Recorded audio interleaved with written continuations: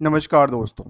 आज के stock learning में हम लोग जानेंगे एक आईटी कंपनी से रिलेटेड जो कामकाज है उसका और उसके मार्केट में जो स्टॉक मार्केट की चीज़ें हैं उसको समझने का प्रयास करेंगे। इस कंपनी का नाम है देव आईटी।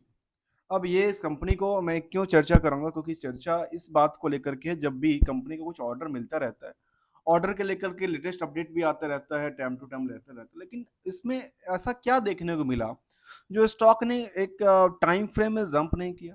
स्टॉक ने गिरावट देखने को मिली, चाहे आप 6 महीने के चार्ट को देखें तो 20% गिरावट, और ऐसे ही कुछ आंकलन यदि हम कुछ सालों का करके देखें तो पिछले 5 सालों में करीब 100% के आसपास, 1 सालों में 7% के आसपास क्या है गिरावट। जबकि आईटी इंडस्ट्री, आपको पता है आईटी इंडस्ट्रीज एक अच्छी बूस्ट करने वाली इंडस्ट्रीज है। तो चलिए आज हम जानेंगे देव इंफॉर्मेशन टेक्नोलॉजी को लेकर के, जिसपे एक लेटेस्ट अपडेट आया था। और लेटेस्ट अपडेट इसमें ये था, जो कंपनी को लेकर के कंपनी ने कहा कि हमारे पास एक ऑर्डर मिला है गुजरात गवर्नमेंट से, और जो कि खास कंपनी का नाम है Gujarat state fertilizers and chemicals limited. उससे इनके पास करीब 97 लाख का इनके पास एक ऑर्डर मिला है। किस चीज़ को लेकर के? Manage the IT service for the all entire network operations operating, जो इनका सेंटर है उसको लेकर के उन्होंने एक ऑर्डर दिया। इनका पास एक ऑर्डर मिला था कामकाज को लेकर। यदि कामकाज इनकी अच्छी खासी चलते हैं तो इनकी चार्ट ऐसा क्या देखने को मिलता है, मौज उसी की तरह से चर्चा करेंगे। जानते हैं, जो कि कंपनी 1997 में बनी थी, Dev information technology limited. It is a business of the providing IT enabled जो सर्विसेज है उस पर काम काज करती है। अब आती है पहली नज़र इस पे कि कंपनी क्या कहती है। कंपनी के बुक वैल्यू के बारे में कहती है केवल केवल 24 रुपये का, जबकि इसकी इंटरेस्टिक वैल्यू कहती है नियरली 3 गुने के आसपास मान लेते हैं इसको, क्योंकि इससे ज़्यादा है। तो देखा कि करीब 77 रहा था। इसका मतलब क्या हुआ, जो कंपनी की अंडर लाइनिंग एसेट्स वैल्यू है ना, वो थोड़ा सा क्या है, अच्छी पोजीशन पे है। अब आते एक सवाल आता है कि किसी स्टॉक को समझने के लिए स्टॉक का पी क्या कहता है। तो स्टॉक के पी के बारे में देखा, जब भीड़ की बात कर रहा हूँ, ये पी का अर्थात मैं कहता हूँ कि ये भीड़ है। भीड़ किसको लेकर के? अर्निंग के बेसिस पे। अब किसी कंपनी कोई अर्निंग करता है कितने का? 5 रुपए का, नियर अबाउट 5 रुपए पर शेयर का अर्निंग करता है। जबकि स्टॉक का जो फेस वैल्यू है वो भी नियर कितने का है? 5 रुपए का है। 5 रुपए का फेस वैल्यू और 5 रुपए का अर्निंग करता है, अर्थात नियर अबाउट 100% अर्निंग। और 100% अर्निंग के बेसिस पे यहाँ पे 24 गुना की भीड़ है, जिसके बेसिस पे यहाँ पे कितना 118 के आसपास की मार्केट प्राइस आती है। अब ये आंकलन ये करके देखते हैं कि स्टॉक का पी यदि ये कहता है, यहाँ पे भीड़ की बात, एवरेज जो बाकी कंपनियां हैं उनके पास जो भीड़ है वो कहती है कितना?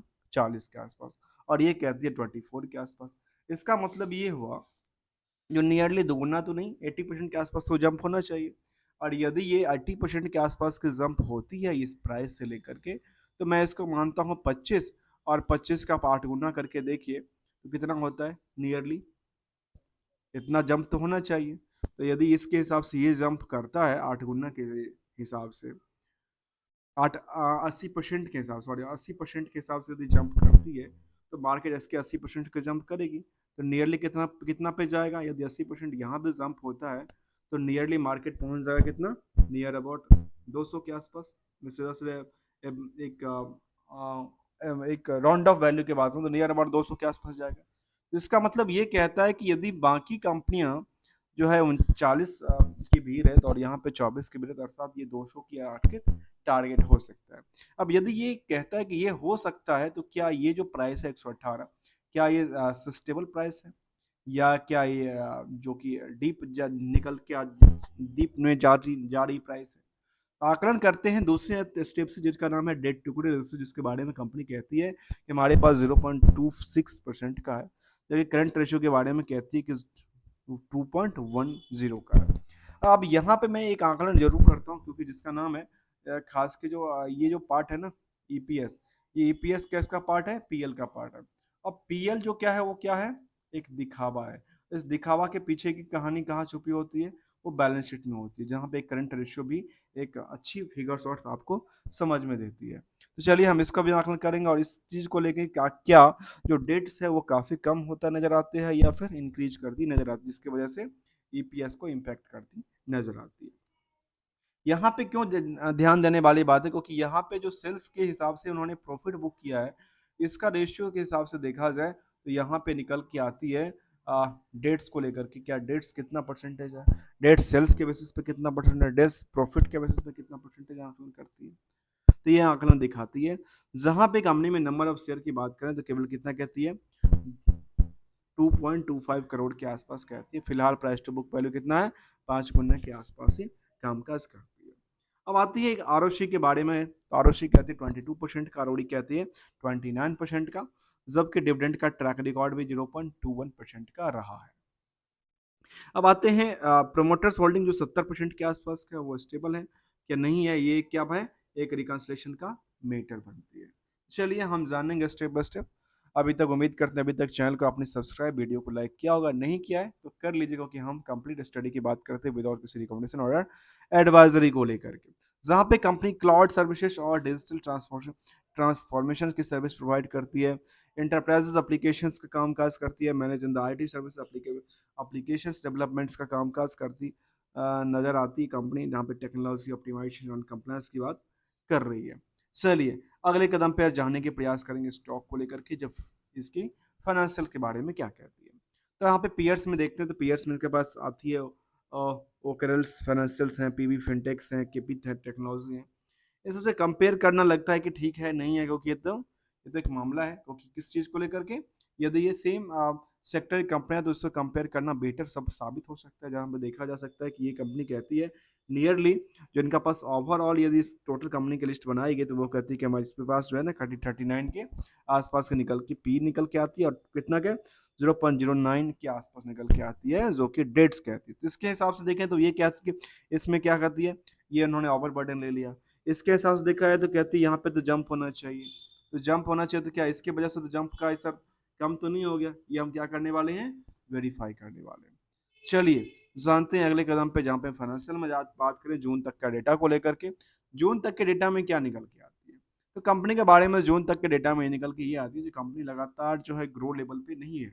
क्यों नहीं है, क्योंकि वाई वाई से आप कंपेयर करके देखें तो कहती है यहाँ पे क्या हुआ, वाई वाई में क्या हुआ, डिक्लाइन कर गया, मतलब सीधा सीधा गिर गया। क्यू आर क्यू के हिसाब से देखा जाए तो क्यू आर किस क्या कहती है गिरावट में आ गई, अर्थात दोनों के दोनों तरीके से जिनका सेल्स में क्या था, गिरावट था। क्या सेल्स के बेसिस पे प्रॉफिट का आकलन करना चाहिए, तो चलिए करते हैं इसको। और इसके आकलन में देखा गया कि यहाँ पे प्रॉफिट की पार्ट को भी देखा गया, तो कहती है वाई वाई में क्या कहती है कंपनी, वाई वाई में कहती है हमने जंप कर लिया, लेकिन क्यू आर क्यू में कहती है हमने तो क्या किया, डिक्लाइन कर दिया। तो ये एक सवाल बनता है, क्या कंपनी लगातार सस्टेन नहीं कर पाती है, जब भी आपको देखेंगे तो इसमें इनके पास लगातार कुछ ना कुछ बड़ी ऑर्डर निकल के ना आती रहती है। जहाँ पे 14 तारीख को उन्होंने अपडेट दिया था कि हमारे पास नियर अबाउट 1 करोड़ के ऑर्डर आने वाले हैं, ये है, उसका क्या इफेक्ट करता है। चल जहाँ पे ईयरली टू ईयर को कंपेयर करके देखें, जहाँ पे ईपीएस को देखेंगे, तो यहाँ पे कंपनी का निकल के आता है, जो सेल्स को क्या कर तो सेल्स के बारे में कहती है कि ये 12 महीने का जो डेटा था लास्ट, वो उसमें क्या था, गिरावट था। जबकि पिछले साल वाई वाई में क्या था, वाई वाई में अच्छी खासी बूस्ट करके निकल के आई। इसी आंकलन से सेल्स को आंकलन करके देखें तो सेल्स कभी किसी टाइम में कंपनी का लगातार क्या था, एक गिरावट में सिचुएशन बनी थी ईयर ऑफ ईयर के हिसाब से। तो 2 साल में लगातार गिरावट था, लेकिन उसके बाद पिछले 2 साल से देखा जाए तो करीब 23 में और 24 के अंदर देखा जाए तो लगातार यहाँ पे सेम रेवरेज के हिसाब से रहा है। जबकि लास्ट 12 महीने में इनका प्रॉफिटेबिलिटी और इंक्रीज किया है, जिसकी वजह से देखा जाए तो ईपीएस जो था वो थोड़ा सा इंक्रीज किया है। अब यहाँ पे एक सवाल बनता है, जो यहाँ पे हमने देखा था कि यहाँ के डेट्स को लेकर के क्या इनका प्लान था, क्या डेट्स काफ़ी ज़्यादा किए थे, कम किए थे, ये क्या बनेगा, ये बर्डन ऑफ जो इनका लायबिलिटीज़ है इसको लेकर के देखा जाए, तो प्रॉफिट के बारे में इंटरेस्ट पर्सन को जब देखा जाए तो कहते हैं इन्होंने क्या किया, 2 गुना इंक्रीज कर लिया 1 साल के दौरान। अब जब उन्होंने 2 गुना इंक्रीज किया तो उसके बाद में क्या कहती है, लास्ट 12 महीने में इनका क्या हुआ, डबल हो गया।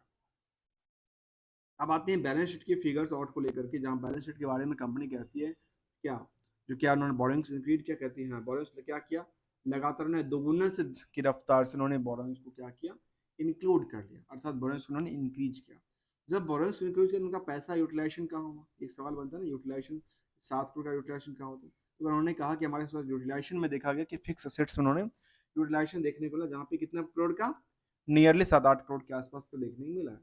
अब दूसरा सवाल ये बनता है, जो क्या इनका क्रेडिट पड़ा भी पड़ा हुआ है, तो क्रेडिट तरफ नजर डाल के देखें तो क्रेडिट के बारे में कंपनी कहती है, जो यहाँ पे जो कंपनी का रहा वो कहते हैं 51 करोड़ के आसपास रहा।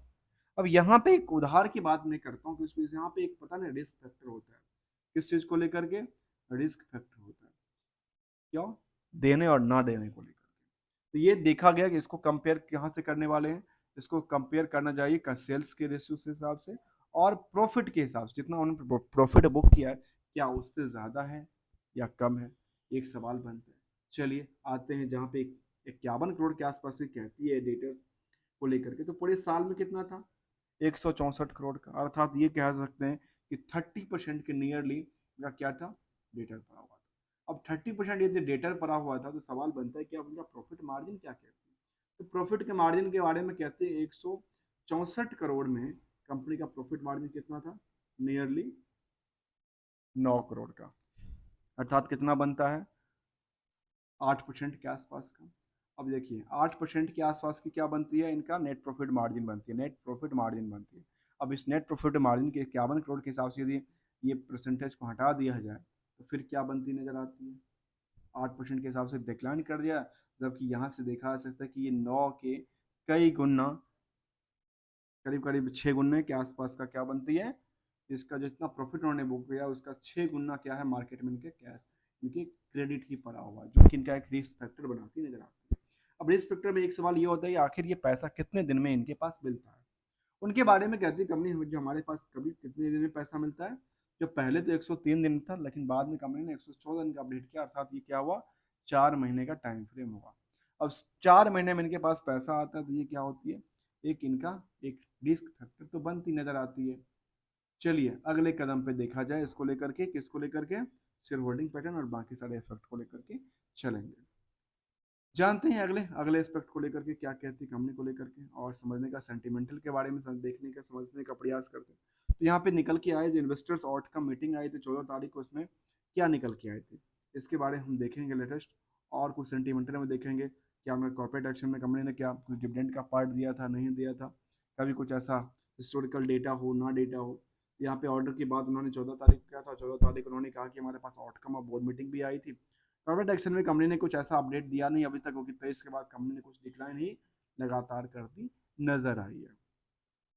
चलिए अब आते हैं सेंटिमेंटल में आउटकम को लेकर के। आज के आउटकम में कुछ ऐसा अपडेट निकल, लेटेस्ट अपडेट में यही था कि इनके पास क्या था, जो लेटेस्ट ऑर्डर मिला था, ऑर्डर से पहले इनका जो सेंटिमेंटल ये था, जो ये क्या कहते थे यहाँ पे इन्वेस्टर्स मीटिंग के अंदर क्या कहती थी कंपनी, उसके बारे में हम नज़र डालें तो कहती है कि हमारे हमारा जो अपडेट है ना वो हमने वेबसाइट पे अपडेट कर दिया है, जो कि वेबसाइट्स पे हमारा पास क्या है, first quarter of the conference call recordings जो था ना वो उन्होंने अपडेट कर दिया। वहाँ पे उन्होंने अपडेट यही दिया, जहाँ पे यहाँ पे देखने को मिला कि यहाँ पे कॉन्फ्रेंस कॉल की यहाँ पे कोई भी फिलहाल अपडेट देखने को नजर नहीं आई है कॉन्फ्रेंस कॉल को लेकर के। तो लास्ट अपडेट था यहाँ पे वो कब का है? 2022 का अपडेट देखने को मिला है। अब आते हैं अगले कदम पे। अगला कदम सवाल ये होता है कि यहाँ पे फिलहाल जो शेयर होल्डर है कंपनी को लेकर के, वो क्या सेम शेयर होल्डर बने हुए हैं या नया शेयर होल्डर आते हैं? अब जब शेयर कोई नया शेयर होल्डर आता है तो उसका क्या इम्पैक्ट पड़ता है? और क्या ऐसा तो नहीं क्या एग्जिस्टिंग शेयर होल्डर ही आपस में बेच बेच के इधर से उधर ट्रांसफर कर रहे हैं? और क्या ये भी सवाल बनता है क्या इनके पास जो पोजिशन थी प्रमोटर को वो स्थिरता से कामकाज करती है, या खरीदारी बाय बैक कर रही है, या फिर राइट इशू कर सकते हैं?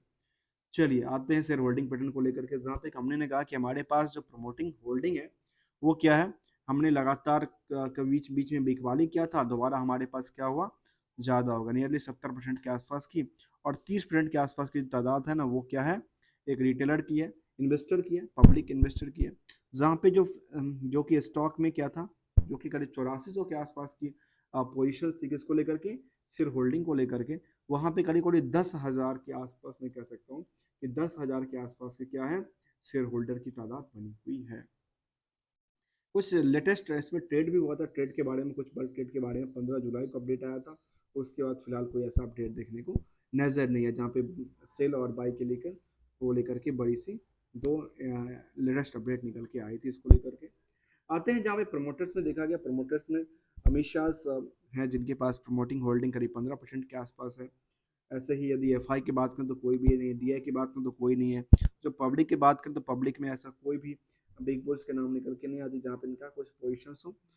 तो ये सामने आया कि 30% के आसपास जो पोजिशन है उसमें ये देखने को मिला कि कंप्लीटली क्या होगी, रिटेल में हो सकती है या बॉडी कॉर्पोरेट हो सकती है, लेकिन उनकी पोजीशन क्या है, 1% से कम की तादाद में देखने को मिली है। किसको लेकर के, परसेंटेज ऑफ, किसको लेकर के, percentage of total number of share holding को लेकर। ये हमने समझने का प्रयास किया, जहाँ पर स्टॉक में चार्ट के एवरेज यदि देखा जाए तो फिलहाल कुछ दिनों से इसकी जो एवरेज थी वो, जो कि 50 डे एवरेज की बात करें तो उससे क्या थी, थोड़ा सा गिरावट, इन्होंने सेंटीमेंटल गिरावट देखने को मिला।